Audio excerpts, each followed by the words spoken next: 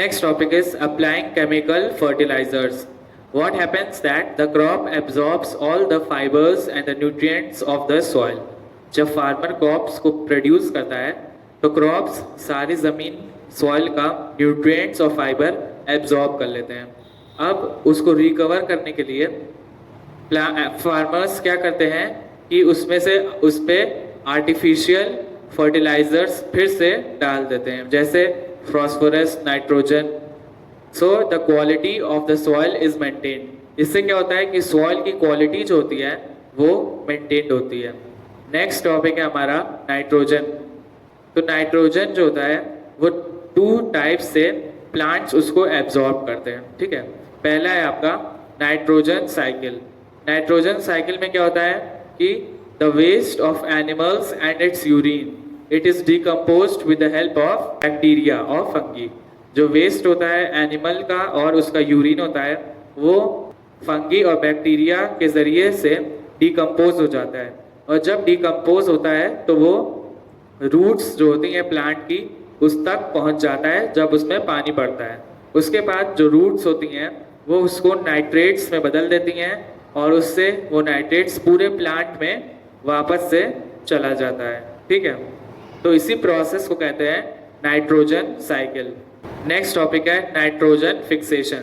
तो कुछ leguminous plants जैसे पीस होते हैं वो क्या करते हैं कि नाइट्रोजन एब्जॉर्ब करते हैं एटमॉस्फेयर से डायरेक्टली. ठीक है, दे directly absorb all the nitrogen from the atmosphere. वो एटमॉस्फेयर ही से ही डायरेक्ट थोड़ा सा नाइट्रोजन एब्जॉर्ब कर लेते हैं. उसके बाद उस नाइट्रोजन को चेंज करते हैं नाइट्रेट्स में.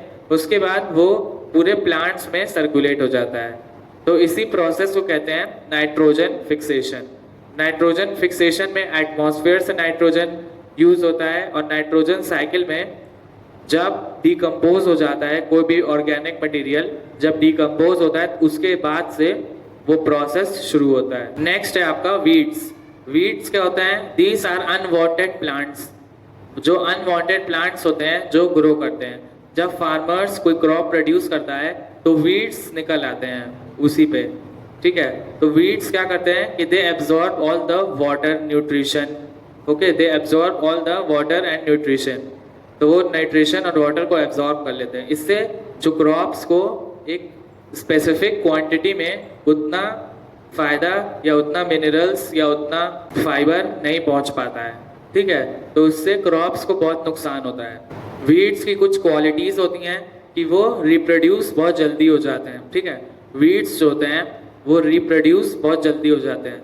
Removing of weeds. वीड्स को हम रिमूव कर सकते हैं with the help of weedicides. एक तरह का केमिकल होता है, तो उस वो क्या करता है कि वीड्स को ग्रो होने से रोक देता है. The next topic is pest control.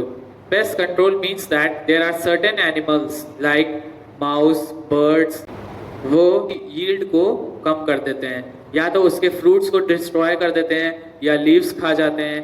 तो उससे क्या होता है? The yield of the crop is reduced.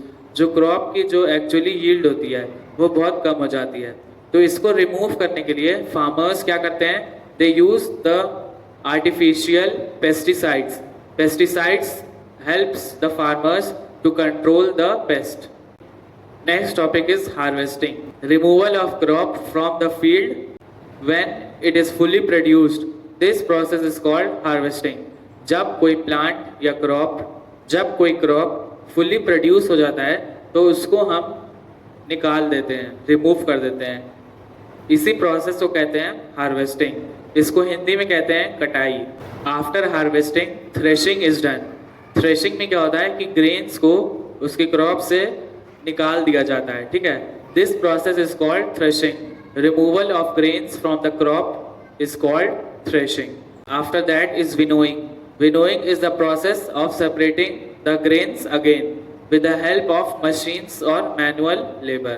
Harvesting fruits and vegetables.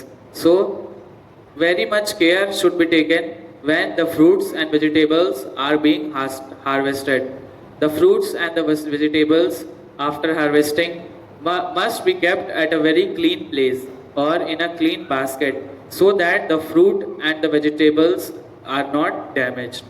Harvesting के बाद हमें जो फ्रूट्स और वेजिटेबल्स हैं उनको एक अच्छी, सेफ और साफ सुथरी जगह पे रखना चाहिए ताकि वो डैमेज ना हो। The next topic is cold storage. In cold storage the fruits and the vegetables are kept at lower temperature. Cold storage में क्या होता है कि जो फ्रूट्स होते हैं, जो वेजिटेबल्स होते हैं, वो एक लोअर टेम्परेचर पे रखे जाते हैं ताकि वो सड़े नहीं, ख़राब ना हो। उन्हें ख़राब होने से रोकने के लिए उनको हमको एक सही टेम्परेचर पे रखना पड़ता है, और जिस जगह पे हम उसको एक सही टेम्परेचर, थोड़ा कम टेम्परेचर, अच्छा एटमॉस्फेयर देते हैं ताकि वो ख़राब ना हो, उसी जगह को हम कहते हैं cold storage. Topic is dry storage. Dry storage, so the place where grains and pulses are stored, these are called dry storage. Dry storage वो होता है जहाँ पे ग्रेन्स और पल्सेस स्टोर होते हैं। उन जगहों पे मॉइस्चर आना नहीं चाहिए, मॉइस्चर या पानी। अगर ग्रेन्स में, पल्सेस में पानी या किसी भी तरह का मॉइस्चर आ गया तो वो ख़राब हो जाएगा। तो उसके लिए हमें क्या करना चाहिए, जो ग्रेन्स और पल्सेस हैं उसे हमें सन ड्राइड करना चाहिए, बहुत अच्छे से उसको धूप में सुखाना चाहिए।